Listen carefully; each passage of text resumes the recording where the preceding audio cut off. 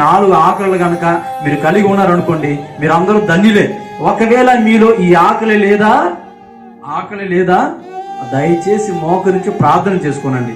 ఏమన్నా తెలుసా, ప్రభువా నేను ఎక్కడో తేడా పడ్డానయ్యా, ఈ ఆకలి నాలో లేదయ్యా, ఆత్మల కొరకైన ఆకలి నాలో లేదయ్యా, వాక్యము కొరకైన ఆకలి నాలో లేదయ్యా, నీతి కొరకైన ఆకలి నాలో, నీతి మాలిన పనులు చేస్తున్నానయ్యా, సిగ్గు మాలిన పనులు చేస్తున్నానయ్యా, నన్ను బట్టి నాము దూషించబడే ప్రమాదం ఉందయ్యా.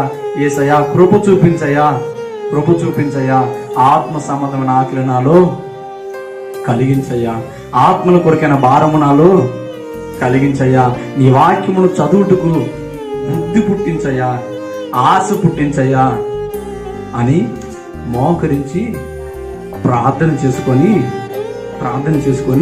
దేవుని కొరకు సిద్ధపడండి.